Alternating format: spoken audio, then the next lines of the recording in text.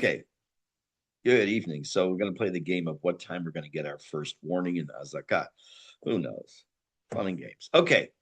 Um, as I have been teaching this class over the last whatever couple of years, there are different topics, subjects that I look forward to more than others to teach. Some are more academic and some are more interesting, at least the way I look at it. Um, One will be down the road for various reasons when we get to Holocaust studies, which will probably take us 6 months at least to do. Um, but the one I've really been looking forward to is tonight. It's probably going to be tonight and the next class, maybe two classes. We had a tiny little intro last week of the Jews coming to the United States. And that is, even though it really begins in the 1500s, 1600s from a city called Recife, it is, that's not where I'm starting from. I'm starting from the middle of the 19th century. And we're going to talk about a lot of things that some of you are already aware of. Some of you, as we get to certain points of the story, will have direct familiarity because of family members, one or two generations back. And some of this will be just general knowledge. So, my guess is there's one topic, a subtopic we're going to get to. I don't know if it'll be tonight, and that has to do with what was the first and probably last idea of a chief rabbi in the United States. We're going to talk about him, how it was supposed to work, how it didn't work, which is a very interesting lesson. So we're going to start from the middle of the 19th century, where Jews are kind of at a crossroads. Remember that for centuries, for good or bad, whether it's been the shtetl, it's been wherever it's been in various cities in Europe as time moves on and through the emancipation and through all these new things that are happening, they've been in a structured community, very hostile often, but very structured community. Whether they're in Europe or they were under Ottoman rule, the Jews were generally poor. They were marginalized. We've seen this time and time again, and often persecuted. But what was very much embedded into Jewish life is something that we talked about many times. If you go back to what we learned was about called the Vad Baratzot in the 15th century, 16th century, 17th century, it spanned a few centuries. The idea of the kihila, the community, and it wasn't just what shul do you daven or what shul don't you daven at, but there are kihilot, and they had communal batei din, they had chevra, like a chevra kadisha, chevra shas. People, it's a group that would learn. There was a rabbinic authority. Usually, there was a chief rabbi, even if he wasn't referred to that way, but the rabbi of shtetl A or shtetl X, Y, and Z.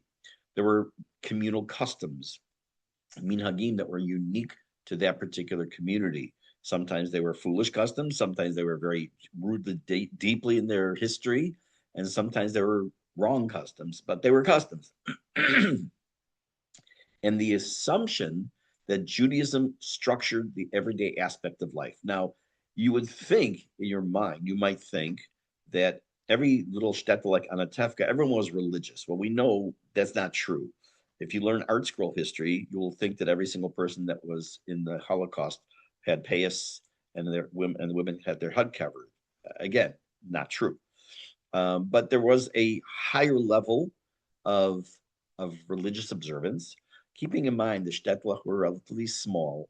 And we know that people like Khmelnytsky and anybody else after him, all the way through Hitler and all the way till today, literally tonight, they don't make a distinction between religious and non-religious.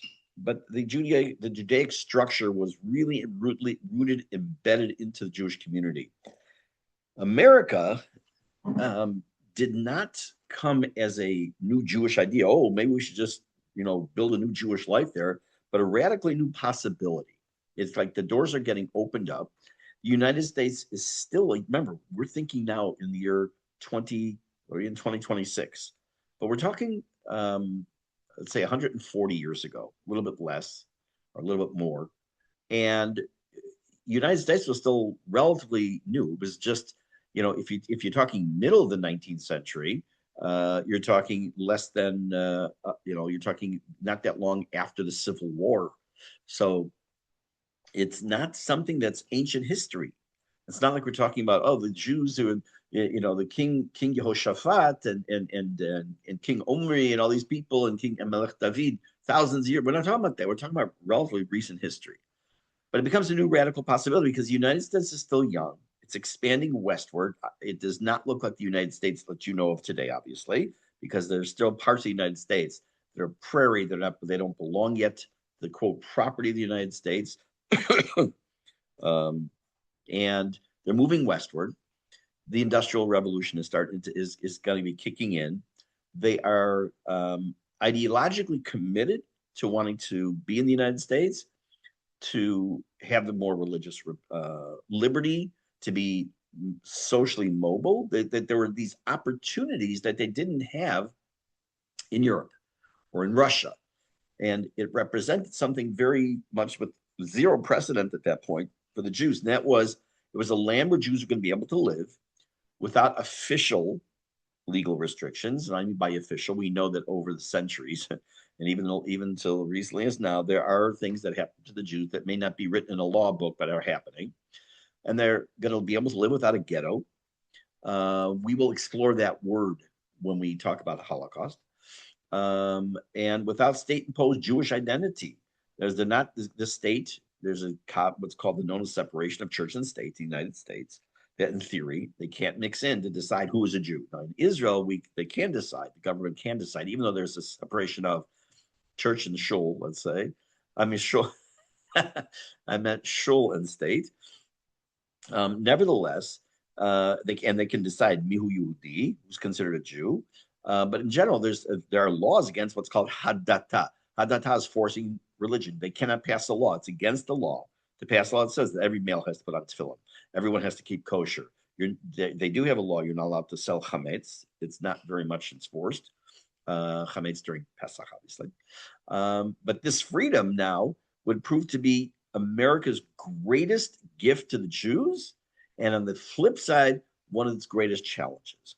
We know that when you give freedom, it can be very difficult for people. Imagine a person's incarcerated in prison for 10 years, and all they know is a life of prison. What time they have to eat, what time they have to go to sleep, what time lights out, what time they're at the yard for exercise or whatever that might be. And then they have freedom. Okay, now what? You have to decide what you're going to be doing with your time, with your day, with whom are you going to come into contact, where are you going to live, how are you going to pay your rent, you got to get a job. All that faces these people in transition. There were two types of factors in the Jews coming to the United States. I'll call them push factors and pull factors. Push factors are kind of pretty obvious. And that is that the first significant Jewish immigration to the United States happens in the middle 1800s. Now, put a parentheses here for a second. I'm reminding you that we're talking at almost the same, not almost, it's the exact same time period as in Russia and in parts of Europe, the early or the nascent growth of the movement of Zionism, which we talked about for weeks already, a number of weeks back.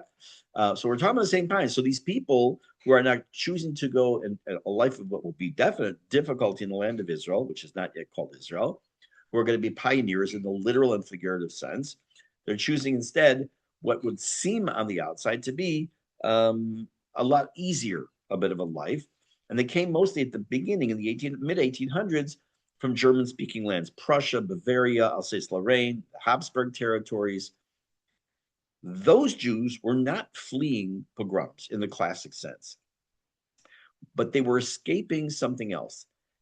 Problems with the economy, legal discrimination, and they were blocked in their mobility. There were laws, for example, we discussed this a while back, which is why I like to do things in chunks. We saw a long time ago about how things got better for the Jews and how they got worse. And they were locked out of academia. They were locked out of certain professions, which again will repeat itself before the Holocaust in Europe. So now, because of that, that becomes part of the reason that the Jews need to find a haven, need to find a freer life. So because despite the Enlightenment, the promise of emancipation, again, topics we discussed before, many of the German states still restricted where the Jews could live, what professions they could be in, whom they could marry, in their movement. Jews, in a sense, were tolerated, but very rarely were they empowered in these countries. At the same time, Europe was starting to industrialize, and traditional Jewish trades, whether it was trade, it was schmata, the rag business, small scale commerce, money lending, they were being squeezed out by modernization. Now, if you think that, wow, that must have been really tough, think about today.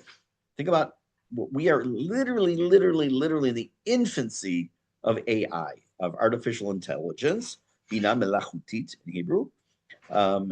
It's not like when I first came across computers, let's say. I remember getting my very first computer, my home computer. It was a tower, meaning not a laptop, obviously. It's not obvious.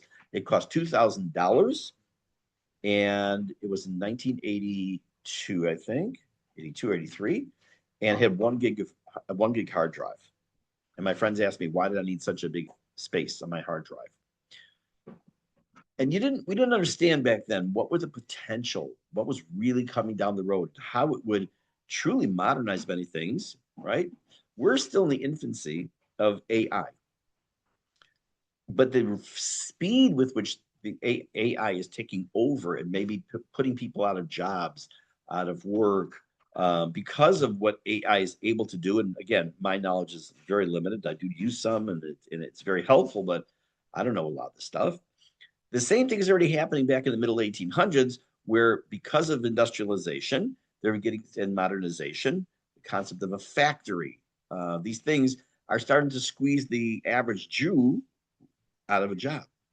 They didn't have a trade. The ambitious Jews, especially the younger ones, for them, America was the golden Medina, the golden land, where the streets were shimmering with gold, and their talent and their efforts would finally pay off. They could, live the American dream. So these push factors of not the pogrom issue and not the hatred of the Jew issue in the fall, like the actual putting it into action, but just the situation that the Jew is living in, and then the economic problems said, we need somewhere else. And they didn't choose to go to Israel. Obviously, they chose to go, in this case, these people chose to go to the United States of America.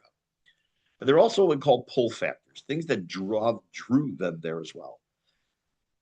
For German Jews, who are known as Yekim, it wasn't just a refuge, but it was also the culmination of certain ideals. Remember, this is the time of the Enlightenment. Again, if you don't know what the Enlightenment was exactly, always go back to older classes, and we talk about that at length. But by coming to America, some of the things that the Enlightenment was supposed to have given the Jews, was supposed to allow the Jews to become acculturated with and involved in, didn't materialize there, but they could materialize. It was kind of like this is the pull to come to America, because they were going to have religious liberty. They were going to have civic equality. They were going to have economic opportunities. And they arrived with this tremendous amount of optimism. And what they brought with them, more than just optimism and more than just skills, is Jews have always been educated. Language skills, financial skills, reading. Jews have been literate. I don't remember where I saw this, that if you go back to I'm trying to remember what year it was someone was telling me about this. It was the 1200s maybe, or 1100s, quite a long time ago, where women in general were absolutely illiterate. Women, second-class citizens, women were illiterate. There was no reason to learn. Jewish women were able to read. They were literate, which is way ahead of their times, obviously, back then. Obviously, today, much more than just literate. So these early immigrants who come to the United States want to get these opportunities, but they also need to replicate that which is familiar to them. So what do they need to do? They need to build shoals. They need to build up a burial society, or Hever Kadisha. They have to have benevolent associations or organizations that are going to help the community, whether it's going to be with money as a gemach, or it's going to, whatever it might be. The sky's the limit, what benevolence would be. But, and here's the big but, the Judaism they built was very different from what was going to come later on. This is very early on in the early days. And many of the German Jews who came over tended to lean towards Reform Judaism, not as a rebellion. Keep in mind that even though many Jews who came were religious, when they were faced with all this opportunity, many of them choose to go to join the Reform movement, Doesn't mean they were card carrying necessarily, but they gravitated. It wasn't a rebellion against their Orthodox Judaism, but they believed that that's how they would be able to adapt better in the United States. They believed that Judaism would be able to thrive better. Boy, were they wrong, by aligning with modern values that were not necessarily appreciated in the religious world. Hebrew prayers were shortened. So that would speak to many of you. Sometimes they were replaced. There is a siddur in the remember the conservative reform movement called Sim Shalom. It's one of the main. I think it's conservative. So someone referred to it as Slim Shalom because they slimmed it down. They took away so much out of the davening. But in any case, they did many things. Their moral universalism, the idea that we're all equal, like the Jews aren't any better than anybody. We all deserve the same things. But what it also led to was the weakening of kashrut. It led to decline in Shabbat observance. The rabbis who came over preached in German or English.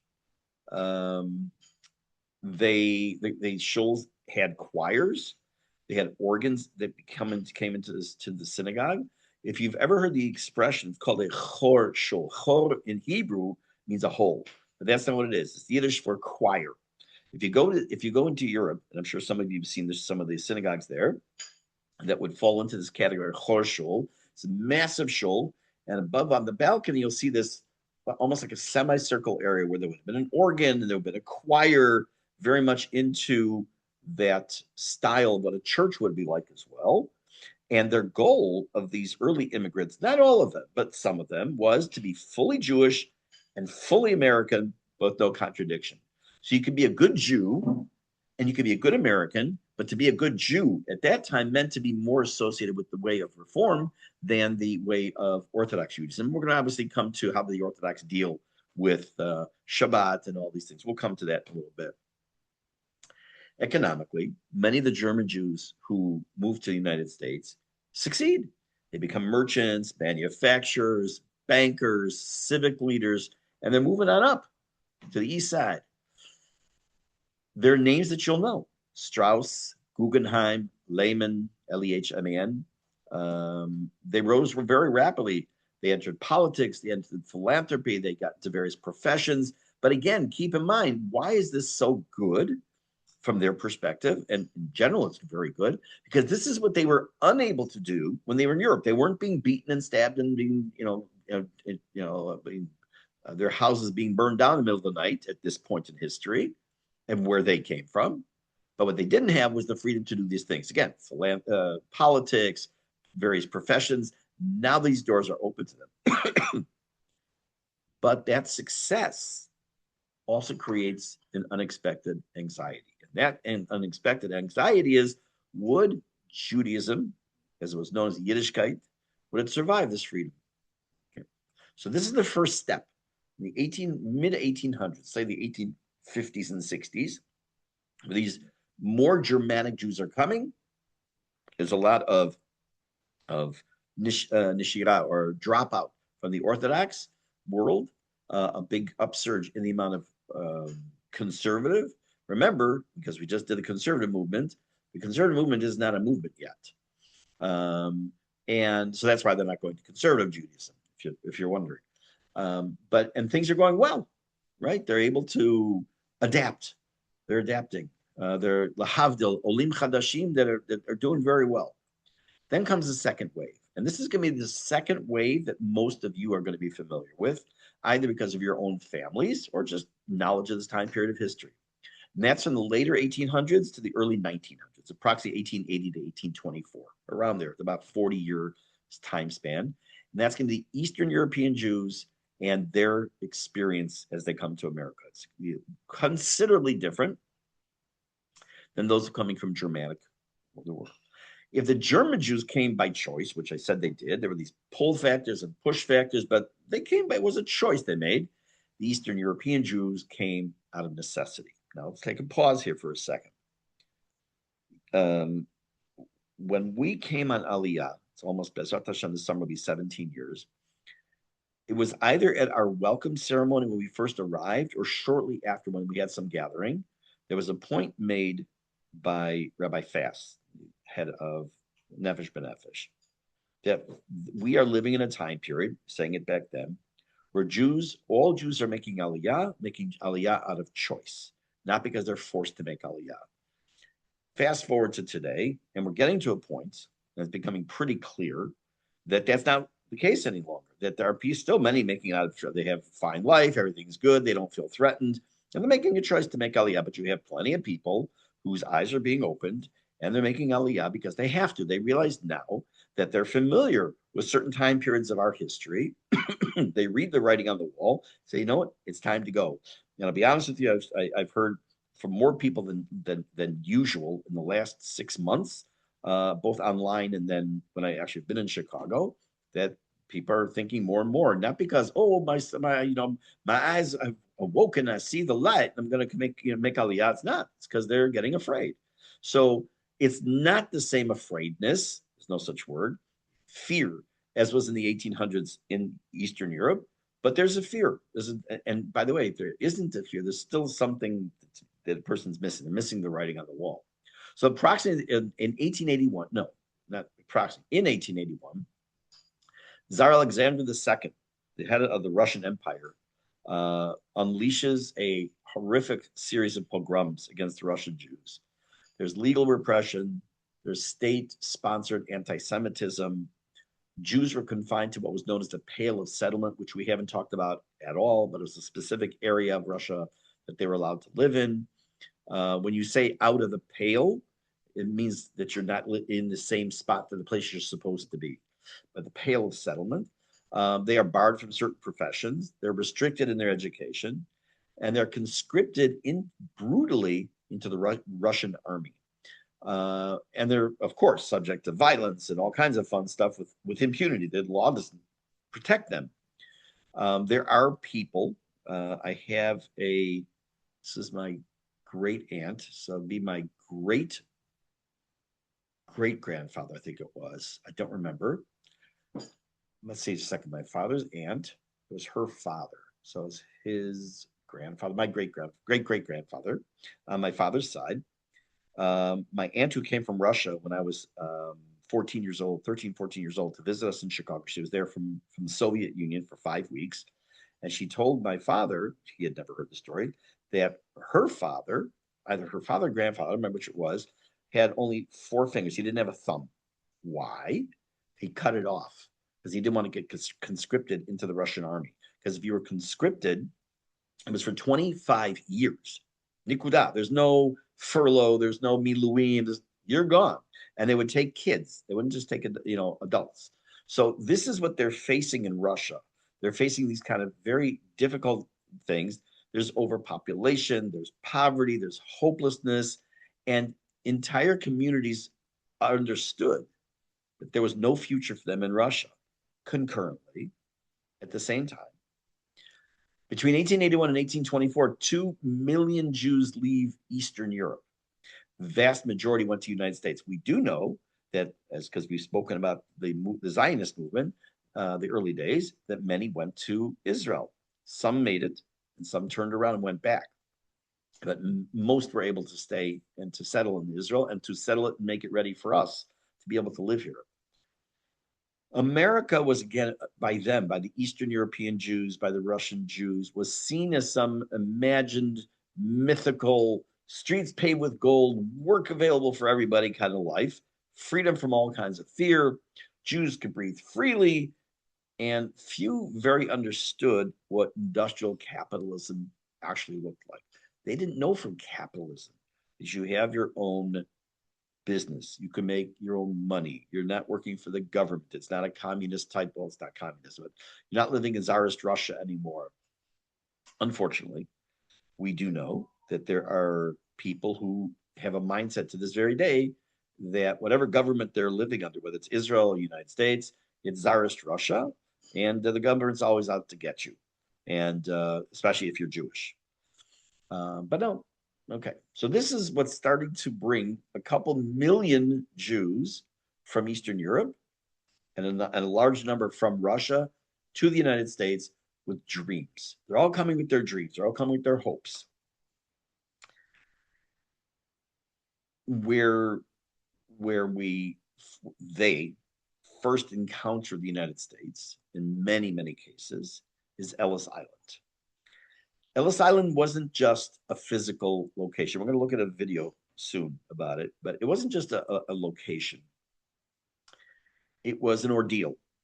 It was, some people have this rosy picture in their minds of what Ellis Island was. You got off the boat. First, from a distance, you saw the Statue of Liberty, waves your little American flag. Then you get off, and everyone's all happy and cheerful, and you get your passport or your paper stamped, and you're going to say, okay, you get your free taxi ride to your home. That's only here in Israel. You make Aliyah.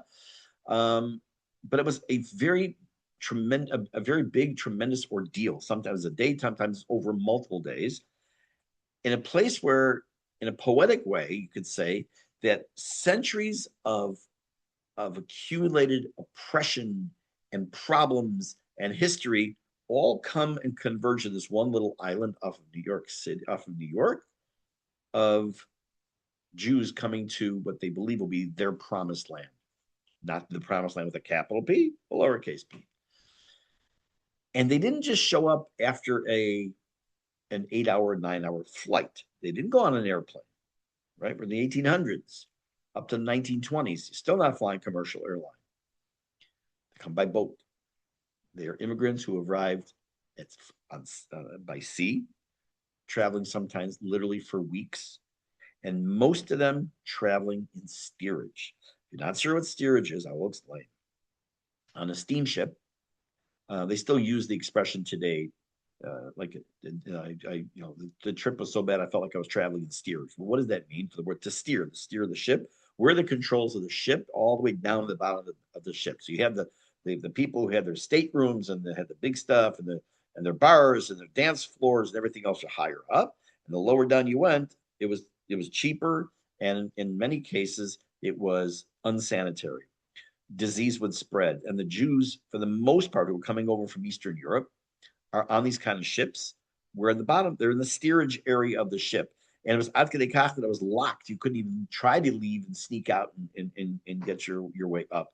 If you saw the movie, oh my gosh, it's the movie. My mind just went blank. Titanic. You'll remember the scene, whether it happened in actuality on the Titanic, and I don't know, but there were people who were downstairs in steerage. They were the lowest class, literally and figuratively, and the gates were locked. They couldn't even get out as the water starts coming into the bottom of the ship. Most passengers were physically weak, psychologically, emotionally destroyed at some point. And then, as I say, they suddenly saw the Statue of Liberty. I'm going to read to you two sentences from someone's log. I've found a bunch of these logs online, people who wrote about their experiences. They're not a blog because there's no computer yet, but they wrote a log of what they were experiencing on the ship and then their first days as they came to the United States. So one immigrant said as follows: "We crowded to the rail, forgetting the filth and sickness below deck. Some of the women cried openly. We did not know what awaited us, but we knew this was not Russia." This is obviously said by a Russian immigrant, meaning they looked and they saw that from the distance, they saw what I guess is known as Battery Park, where the Statue of Liberty is. And that's what they saw. The site itself of the Statue of Liberty carried a very strong gravitas, a very strong weight. They had come to a country that had been an enemy to where they were before in some cases when there had been wars. And now the very first symbol that they're coming to is a woman holding a torch, not a cross, not a crown, not a sword. It's really important. I'm going to say that again.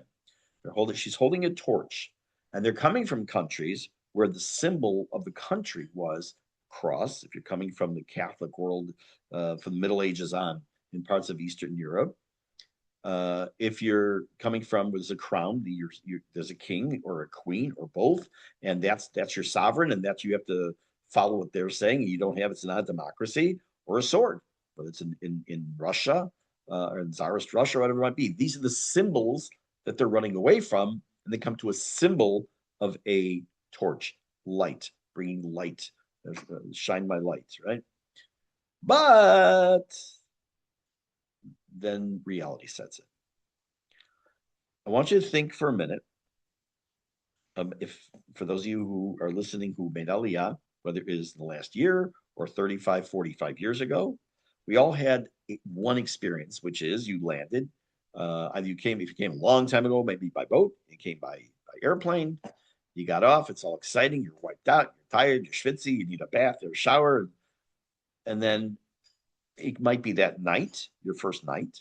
It might be 3 months in, 6 months in, a year later. It's like, wow, this is not what I thought it was going to be. You might have had that experience, or I can't believe I waited this long, or wow, we all gone through different emotions at some point after our Aliyah. But here we're talking about people who had this, we're traveling in the steerage. There's disease that's rampant. They're filthy. They have this literal and figurative light of hope in the bay, that in the area over there where they're seeing the Statue of Liberty, and they're all excited, and that hope starts to fade very quickly. The ship docked. Orders were barked at those who were on the ship how to get out. Families were separated by gender and by age, and the long walk to Ellis Island began. Okay, so I'm gonna hold on a second. Copy. Let me just get something set up here before I share the screen.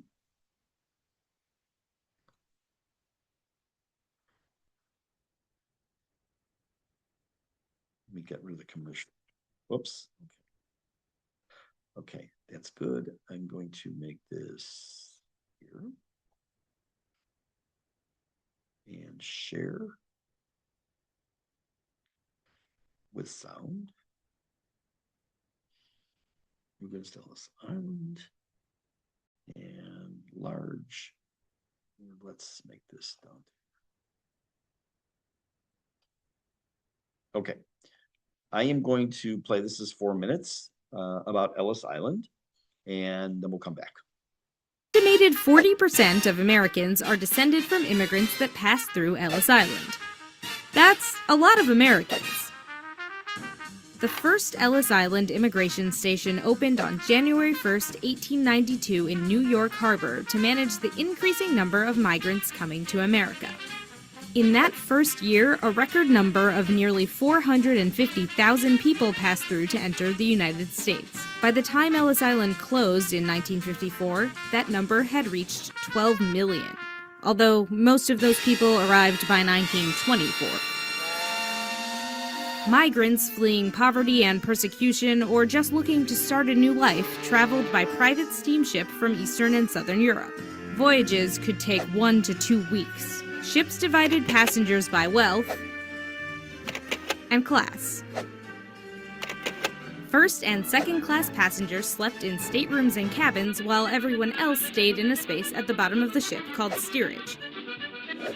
Steerage passengers paid around $30 per ticket, but steamship companies would sell as many tickets as they could. First and second class passengers paid even more. Because of this, steerage was often overcrowded and unsanitary, with shared sleeping compartments and no privacy. But hopeful immigrants stuck it out, believing it would be worth it for a chance to live in the United States.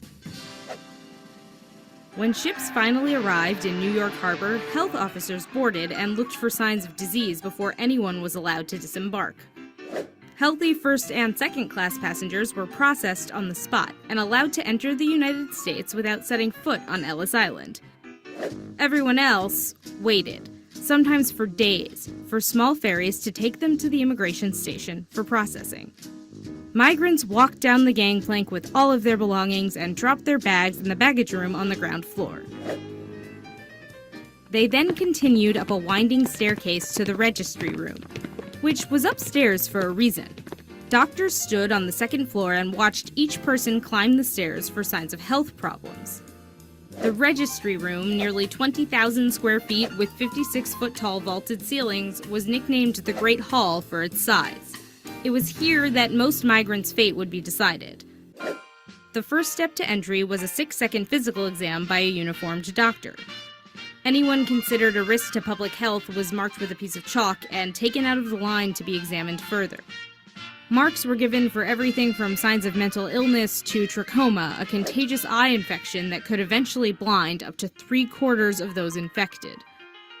Those who cleared the medical exam went on to a legal inspection. Passengers were checked against a manifest from the ship they arrived on and asked 29 identifying questions, often with the help of an interpreter. If their answers didn't match the information on the manifest, things like their name, occupation, and country of origin, they could be detained. The legal interviews could take as little as 2 minutes, and the vast majority of people passed through with ease and were allowed to enter the country after being issued landing cards with their name, often misspelled, and destination. For others, the stay on Ellis Island was considerably longer. The few who were detained for either medical or legal reasons could be on the island overnight or for months. Once their records were finally reviewed, they would either be admitted to the U.S. or sent back to the country they came from, free of charge. But only 2% of the 12 million immigrants processed at Ellis Island were deported in this way. After inspection, everyone continued down a staircase with 3 aisles. Those being detained walked down the center aisle, those entering New York City or headed north walked down the left, and those traveling west or south walked down the right. At the bottom was a post office, a rail ticket office, and a place to change money. For some, family waiting to greet them, and for all, a new life in America.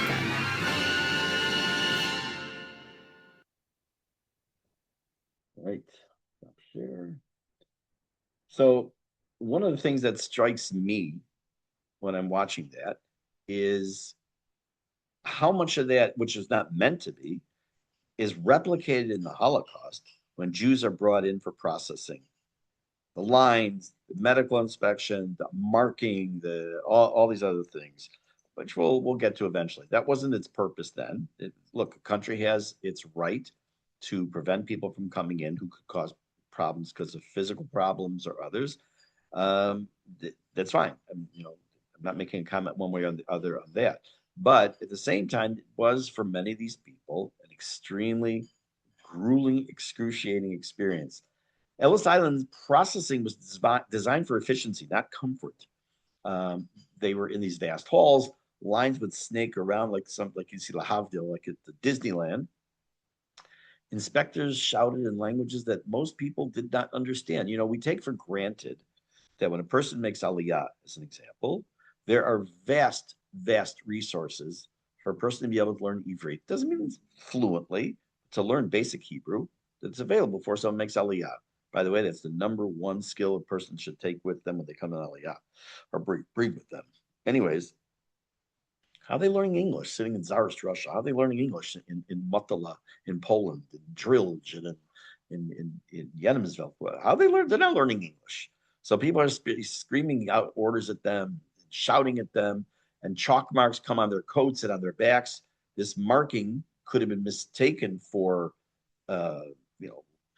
anti-Semitic actions or something, but that's not what its goal was. It was this, people were suspected of having illnesses and mental deficiency, physical weaknesses, as we saw the list over there. But at the same time, it does trigger some very deep historical memories of the Jews, where bodies of Jewish individuals or living people were inspected by hostile authorities. They were seen often as a prelude to humiliation, expulsion, and sometimes worse. The fear that they had when they started going through was not abstract. The fear was deportation. Thankfully, you saw that the statistic was only about 2% of the 12 million that came through there at the beginning that were deported. Deportation didn't just mean inconvenience. Oh, I guess we're going to have to go back to our old country. It meant, in some cases, returning to pogroms, starvation, maybe conscription against the army. Here's a log, an entry from a log. I feel like saying star date, whatever. Captain's log. So one Jewish immigrant wrote, "I knew that if they sent me back, I would not survive another winter. Every cough, every glance from the doctor felt like a verdict.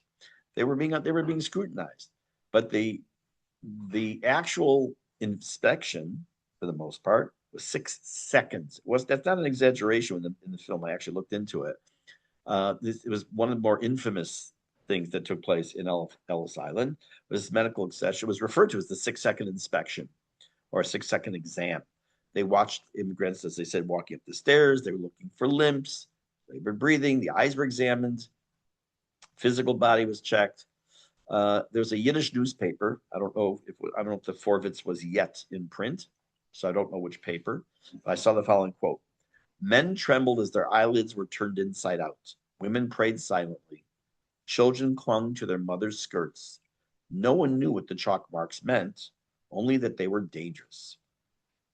Even though the Jews were not disproportionately rejected on a statistical basis, their fear was disproportionate because of the centuries of baggage they're bringing with them. A person who was coming from Ireland, a person who's coming from Spain, a person who's coming from wherever, Canada, who goes through Ellis Island or any other port of entry to the United States, they're not going to have that same. I'm talking about someone who's not Jewish, who doesn't have this background. They're not going to have that same fear and the same connection to their past of inspections and shouting orders and being marked. Okay, this is what they do. That's what they're going to do. The Jews had a disproportionate amount of fear, and there are a lot of rumors that were also being circulated.